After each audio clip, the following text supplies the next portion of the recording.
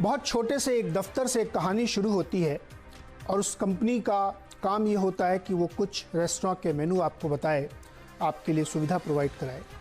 और उस कमरे से शुरू हुई कहानी इतनी बड़ी हो जाती है कि आज वो हिंदुस्तान की टॉप 50 कंपनीज में शामिल है मार्केट कैप के लिहाज से। 1 लाख करोड़ का मार्केट कैप, सिर्फ 12 साल की कहानी है। ये कहानी हिंदुस्तान के स्टार्टअप की है जिसने अपने को साबित करके दिखाया है। बहुत सारे लोगों को शक था, बहुत सारे लोगों को डर था, बहुत सारे लोगों के मन में क्वेश्चंस थे कि ये ऐसा कैसे हो सकता है। ये जो कहते हैं लोग एक बात कि अमीर और अमीर होता है, गरीब और गरीब होता है, ये एक कहावत के तौर पे कहा जाता है कि जब आप अपॉर्चुनिटी पे शक करने लगते हैं तो आप मिस करते हैं अपॉर्चुनिटी। जोमेटो की कहानी कुछ कुछ वैसी है। सवाल ये कि आज हम ये कहानी आपको क्यों सुना रहे हैं, इस पर हम क्यों बात कर रहे हैं। बात इसलिए कर रहे हैं कि इस कंपनी ने आज हिंदुस्तान में अपनी लिस्टिंग कराई है स्टॉक एक्सचेंजेस पे, और लिस्टिंग के बाद से इसने जो कमाल दिखाया है वो किसी को यकीन नहीं हो रहा था। क्योंकि जब इसने अपने आईपीओ का ऐलान किया कंपनी ने, तो बहुत सारे लोगों को लगा कि ये बहुत महंगी है, लगातार ये नुकसान कर रही है कंपनी, एक स्टार्टअप था, इतनी बड़ी हो गई है, इसकी बैलेंस शीट उतनी अच्छी नहीं है। तो बहुत सारी शंकाएं आशंकाएं हुई और बाजार में डिवाइडेड व्यूज़ थे, बहुत स्ट्रॉन्ग व्यूज़ थे। तो जो लोग शक कर रहे थे क्या वो एकदम गलत थे? नहीं, वो भी फैक्ट्स के आधार पे बात कर रहे थे, वही बैलेंस शीट को देख रहे थे।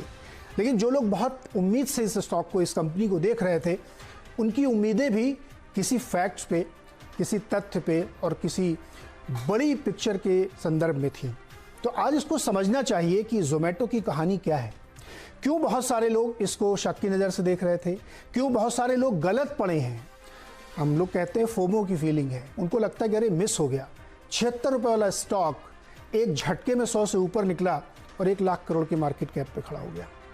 ये कहानी बतानी चाहिए देश को, क्योंकि ये हिंदुस्तान के लिए प्राइड है।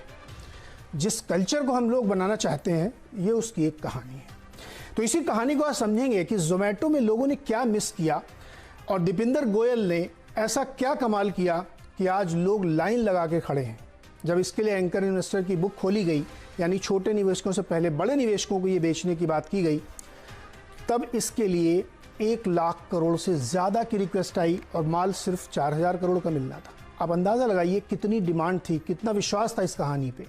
तो इसीलिए हमने सोचा कि आज आवाज़ अड्डा में इस पे बातचीत होनी चाहिए कि ये सिर्फ एक आईपीओ नहीं था, ये एक सक्सेस स्टोरी है जिसको हमें सेलिब्रेट करना चाहिए। हमारे साथ जो मेहमान हैं जिनसे हम इस चीज़ को समझना चाहेंगे कि ये जोमेटो की कहानी क्या है, क्यों लोग इस पे इतने क्वेश्चंस कर रहे थे और आज उनके मन में क्या हो रहा होगा, इसको समझाने के लिए, बताने के लिए हमारे साथ जो विशेष मेहमान जुड़े हुए हैं, जो इस दुनिया के पारंगत लोग हैं, जो अक्सर आईपीओस को देखते हैं करीब से। उनका नाम है आशीष दवे, जो सीईओ मिरे एसेट कंपनी के हैं, फंड चलाते हैं और एशिया के ग्रोथ इक्विटी फंड को हेड करते हैं। गुरमीत चड्ढा है हमारे साथ, फाउंडर एंड सीईओ हैं कंप्लीट सर्कल कैपिटल इन्वेस्टमेंट के, इनसे भी समझेंगे। करण तोरानी हमारे पास, सीनियर वाइस प्रेसिडेंट हैं, एलारा सिक्योरिटीज़ के फंड चलाते हैं ये भी। मोहित निगम साहब हमारे साथ हैं, ये पीएमएस चलाते हैं, हेम सिक्योरिटीज़ के पीएमएस के हेड हैं। आप सबका बहुत बहुत स्वागत है और इस शानदार सफलता के लिए आप लोगों को बधाई भी। आशीष जी, मैं पहले सवाल एकदम बेसिक, बहुत गंभीर चर्चा हम करेंगे लेकिन बहुत कैजुअल वे में करेंगे जिससे लोग समझ सकें इसको। ये जो पूरी जोमेटो की कहानी हुई है, इसको आप कैसे देखते हैं? लोगों ने क्या मिस किया और जिन लोगों ने इसको, इस आइडिया को बाई किया, उन्होंने क्या बाई किया? जोमेटो की स्टोरी इंपॉर्टेंट इस कारण है कि सबसे महत्वपूर्ण पीस जो था एक आईपीओ का, कि इंडिया में बड़े आईपीओ हो सकते हैं या नहीं, वो उस प्रश्न के ऊपर आज उसका जवाब मिल गया है कि यहाँ पे बड़े आईपीओ हो सकते हैं। हमने देखा था कि फ्लिपकार्ट और वॉलमार्ट का बड़ा मर्जर हुआ, उसके बाद लोग कहते थे कि वो तो एक ही है, उसके आगे क्या, इतना पैसा जा रहा है तो आईपीओ होंगे कि नहीं होंगे। तो आज ये एक पड़ाव ऐसा है कि हाँ, हम कह सकते हैं कि इंडिया में काफी बड़े आईपीओ हो सकते हैं। ये जितनी बड़ी कंपनी है वो इंडियन एक्सचेंजेस पे लिस्ट हो सकती है। इंडियन निवेशकों जो है वो उनको एक इस जर्नी का हिस्सेदार बन सकते हैं, इन्वेस्टर बन सकते हैं इसमें। वो एक माइलस्टोन रहा है इस इवेंट का। हम नहीं कहेंगे, यूजुअली इसको कहा जाता है कि ये एक एग्जिट इवेंट है। ये एग्जिट इवेंट नहीं है, ये एक माइलस्टोन है। इसके आगे भी वैल्यू क्रिएशन होगी, शेयर होल्डर्स की वैल्यू क्रिएट होगी। इंस्टीट्यूशनल इन्वेस्टर्स की या एम्प्लॉयज की जो स्टॉक ऑप्शंस होल्ड कर रहे हैं उनकी। तो ये एक टोन सेट करता है कि आगे जाके काफी टेक कंपनीज आएंगी और वो इस पे पार्टिसिपेट करेगी। और उसका अगेन दूसरा महत्व ये है कि अगर आप यूएस में देखिए कि S&P 500 का कॉम्पोजिशन कैसे चेंज हुआ है, जहां बड़ी कंपनीज थी, तेल की कंपनियां थी या ऑटो की कंपनियां थी या पुराने दौर की जो कंपनियां कहते हैं आज के हिसाब से, वहां उनको रिप्लेस करने के लिए Amazon, Apple, Microsoft, Google, Facebook जैसी कंपनीज आई है।